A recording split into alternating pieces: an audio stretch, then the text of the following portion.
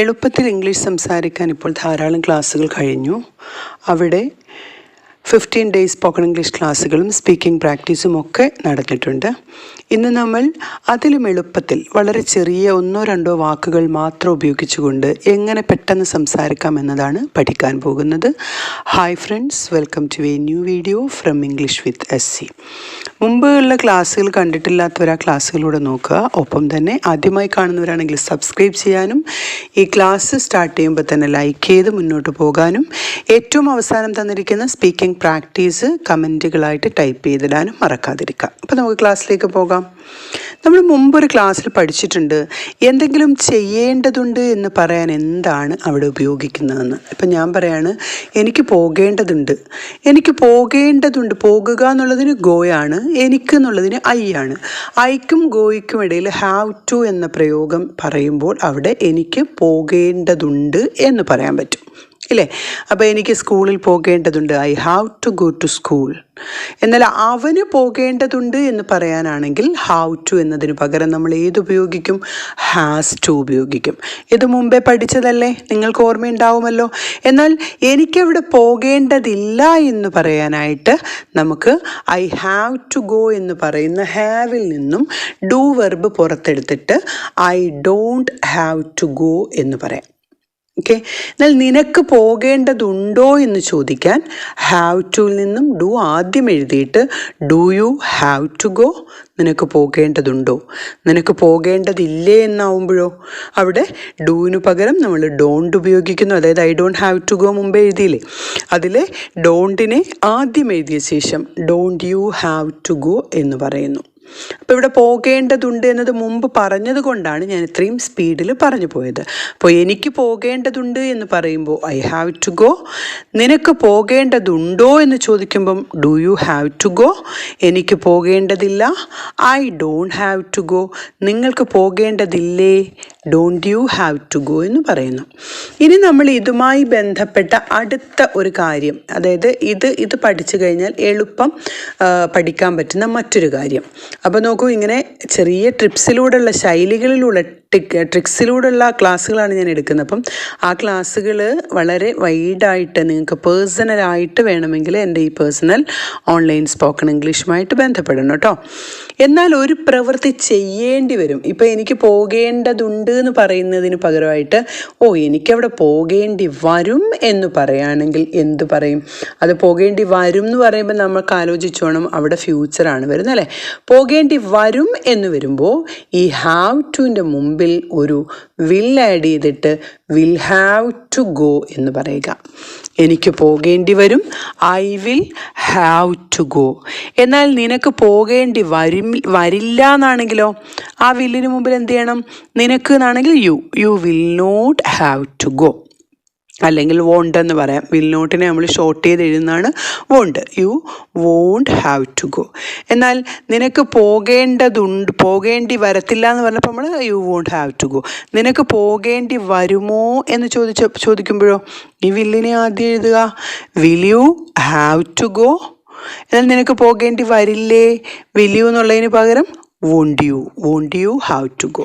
അപ്പോൾ അത് മൊത്തത്തിൽ നോക്കൂ, എനിക്ക് പോകേണ്ടി വരും, I will have to go. നിനക്ക് പോകേണ്ടി വരുമോ, will you have to go. എനിക്ക് പോകേണ്ടി വരില്ല, I won't have to go. നിനക്ക് പോകേണ്ടി വരില്ലേ, won't you have to go. Okay. അപ്പോൾ ഈ അവിടെ പ്ലൂറലോ സിംഗുലറോ ഹിയോ ഷിയോ ഏത് വന്നാലും വിൽ ഹാവ് ടു തന്നെയാണ്. അവന് സഹായിക്കേണ്ടി വരും എന്ന് വരുമ്പോൾ എന്ത് വരും? He will have to help. He will have to help. അവന് സഹായിക്കേണ്ടി വരില്ല, ഹി വിൽ നോട്ട്, അല്ലെങ്കിൽ he will not have to help. അവന് സഹായിക്കേണ്ടി വരുമോ, will he have to help. അവന് സഹായിക്കേണ്ടി വരില്ലേ, won't he have to help. അപ്പോൾ നോക്കൂ, പോകേണ്ടി വരും, പോകേണ്ടി വരില്ല, പോകേണ്ടി വരുമോ, പോകേണ്ടി വരില്ലേ. ഇതെല്ലാം നമുക്ക് വിൽ ഹാവ് ടു ചേർത്ത് എഴുതാം. അപ്പോൾ ആദ്യം പഠിച്ച ഹാവ് ടു മനസ്സിലായല്ലോ. ഹാവ് ടു പഠിക്കുമ്പോൾ നിങ്ങൾ ഹാസ് ടു മനസ്സിലാക്കുക. ഹീ ഷീ പോലെ ഒരാൾ മാത്രം വരുന്നതാണെങ്കിൽ അവിടെ എന്ത് എഴുതണം? അവിടെ ഹാസ് എഴുതണം. ഹാവിന് പകരം ഹാസ് എഴുതണം. അപ്പം നമുക്ക് എനിക്ക് പോകേണ്ടതുണ്ട് എന്ന് പറയുമ്പം ഐ ഹാവ് ടു ഗോ പഠിച്ചു. എനിക്ക് പോകേണ്ടി വരും എന്ന് പറയുമ്പോൾ എന്താവും? I will have to go പഠിച്ചു. ഇനി ഒരു കാര്യം കൂടെ പഠിക്കാം. അതെന്ന് പറഞ്ഞാൽ എന്തെങ്കിലും ഒരു കാര്യം ചെയ്യേണ്ടി വന്നേനെ, ചെയ്തില്ല, ചെയ്യുന്നില്ല, ചെയ്യേണ്ടി വന്നേനെയായിരുന്നു എന്ന് നമ്മൾ പറയില്ലേ ചില കാര്യങ്ങൾ പറയുമ്പോൾ. അപ്പോൾ അവിടെ മനസ്സിലാക്കേണ്ടത് മുമ്പേ ഉള്ള എന്തോ ഒരു കാര്യമാണ്, ഞാൻ അവിടെ കൃത്യസമയത്ത് എത്തിയില്ലായിരുന്നെങ്കിൽ എനിക്ക് അവിടെ നിന്ന് ഓടിപ്പോണ്ടി വന്നേനെ എന്ന് പറയുമ്പം അവിടെ എത്തിയോണ്ട് പോകേണ്ടി വന്നില്ലല്ലോ.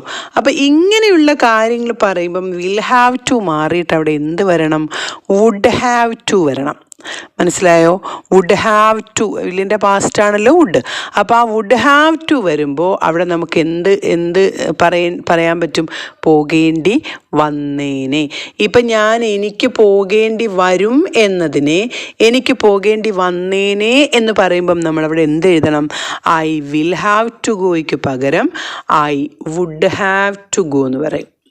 എനിക്ക് പോകേണ്ടി വരില്ലായിരുന്നു എന്നാണെങ്കിലോ വുഡ് ഹാവ് ടു. പോകേണ്ടി വന്നേനെ എന്ന് പറയുമ്പം ഐ വുഡ് ഹാവ് ടു. പോകേണ്ടി വരില്ലായിരുന്നു എന്ന് വരുമ്പം I would not have to go.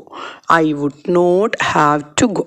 എന്നാൽ നിനക്ക് പോകേണ്ടി വരുമായിരുന്നോ എന്ന് ചോദിക്കുമ്പോൾ വരില്ലായിരുന്നു പറയുമ്പോൾ നെഗറ്റീവായി. വരുമായിരുന്നോ എന്ന് ചോദിക്കുമ്പം would you have to go?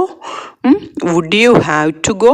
നിനക്ക് പോകേണ്ടി വരില്ലായിരുന്നോ എന്നാണെങ്കിലോ വോണ്ട് എന്നുള്ളതിന് പകരം നമ്മളവിടെ എന്ത് എഴുതണം? വുഡിൻറ്റ്.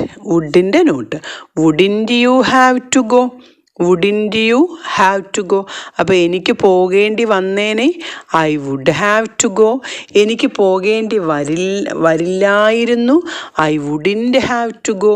എനിക്ക് പോകേണ്ടി വന്നേനെയോ വിൽ യു എന്നുള്ളത് would you have to go. എനിക്ക് പോകേണ്ടി വരില്ലായിരുന്നു wouldn't you have to go. അപ്പോൾ ഇവിടെ നമുക്ക് മനസ്സിലാക്കേണ്ടത് എന്താണ്? ഒരു കാര്യം ചെയ്യേണ്ടതുണ്ടെന്ന് വരുമ്പോൾ ഹാവ് ടു വരും. ചെയ്യേണ്ടി വരും എന്ന് പറയുമ്പോൾ വിൽ ഹാവ് ടു വരും. ചെയ്യേണ്ടി വന്നേനെ എന്ന് പറയുമ്പോൾ എന്ത് വരും? വുഡ് ഹാവ് ടു വരും. അപ്പോൾ ഇവിടെ നമ്മൾ ആ ശൈലികളനുസരിച്ച് എങ്ങനെ ചേർക്കുക. ഇവിടെ നമ്മൾ സബ്ജക്റ്റും ആ വെർബും മാത്രം മനസ്സിലാക്കിയാൽ മതി. നോക്കൂ, എനിക്ക് പോകുക ഐ ഗോ, അതിനിടയ്ക്ക് ഹാവ് ടു. പിന്നെ വീണ്ടും എനിക്ക് പോകുക I will have to go. വീണ്ടും ഐ ഗോ, അതിനിടയ്ക്ക് വുഡ് ഹാവ് ടു. എന്തെളുപ്പമാണ്? Will have to, have to, will have to, would have to വന്നപ്പോഴത്തേന് വളരെ വ്യത്യസ്തമായിട്ട് നമുക്ക് ആ രീതി തന്നെ മാറ്റാൻ പറ്റി ഇല്ലേ? അപ്പോൾ നിങ്ങൾ ഇനി ചെയ്യേണ്ടതെന്ന് വെച്ചാൽ നമ്മുടെ സ്പീക്കിംഗ് പ്രാക്ടീസാണ്. അതിനു മുമ്പ് നിങ്ങൾ ഈ ചാനൽ സബ്സ്ക്രൈബ് ചെയ്തിട്ടില്ലെങ്കിൽ സബ്സ്ക്രൈബ് ചെയ്യാൻ മറക്കല്ലേ. അപ്പോൾ ഇതിൻ്റെ ആ ഒരു രീതി മനസ്സിലായി കാണുമെന്ന് വിശ്വസിക്കുന്നു. നിങ്ങൾക്ക് എന്തെങ്കിലും ഡൗട്ട് ഉണ്ടെങ്കിൽ നിങ്ങളിവിടെ കമൻറ്റുകളായിട്ട് ടൈപ്പ് ചെയ്യുക. അപ്പോൾ ഇനി നമുക്ക് ഒന്നാമത്തെ ക്വസ്റ്റ്യൻ നോക്കാം. എനിക്ക് അവരെ ക്ഷണിക്കേണ്ടി വന്നേനെ. എനിക്കവരെ ക്ഷണിക്കേണ്ടി വന്നേനെ. ഓക്കെ. രണ്ടാമത്തെ ക്വസ്റ്റ്യൻ, അവൾക്ക് കരയേണ്ടി വരും. അവൾക്ക് കരയേണ്ടി വരും. എന്തെങ്കിലും പ്രശ്നം ഉണ്ടാവും നമ്മൾ പറയത്തില്ലേ, അവൾക്ക് കരയുക എന്നുള്ളതിന് ക്രൈ മതി കേട്ടോ. അവൾക്ക് കരയേണ്ടി വരും. മൂന്നാമത്തെ ക്വസ്റ്റ്യൻ, അവൻ അവളെ വിളിക്കേണ്ടതുണ്ട്. മൂന്നാമത്തേത് അവൻ അവളെ വിളിക്കേണ്ടതുണ്ട്. ഫോർത്ത് ക്വസ്റ്റ്യൻ, അവർക്ക് പോകേണ്ടി വന്നേനെ. അവർക്ക് പോകേണ്ടി വന്നേനെ. ഫിഫ്ത്ത് ക്വസ്റ്റ്യൻ, അവൻ അവളെ സഹായിക്കേണ്ടി വരും. അവൻ അവളെ സഹായിക്കേണ്ടി വരും. ഇത്രയും ക്വസ്റ്റ്യൻസ് നിങ്ങൾ മലയാളത്തിലുള്ളത് ഇംഗ്ലീഷിൽ ടൈപ്പ് ചെയ്തിടുക. എന്തെങ്കിലും ഡൗട്ടുകൾ ഉണ്ടെങ്കിൽ ഈ 3 ശൈലികളിൽ തന്നെ നമുക്കിപ്പം 12 ടൈപ്പിൽ നമ്മൾ എഴുതി 3 ശൈലിയിൽ പഠിച്ചാൽ ക്വസ്റ്റ്യനും സെൻറ്റൻസും എല്ലാം ആയിട്ട് നമുക്ക് 12 രീതിയിൽ എഴുതാൻ പറ്റും. പിന്നെയും ഹാവും ഹാസും മാറ്റി എഴുതാനാണെങ്കിൽ അതിൽ കൂടുതൽ എഴുതാൻ പറ്റും. അപ്പം നിങ്ങൾക്ക് ഇവിടെ എന്തെങ്കിലും ഡൗട്ടുകൾ ഉണ്ടെങ്കിൽ നിങ്ങൾ ടൈപ്പ് ചെയ്യുക.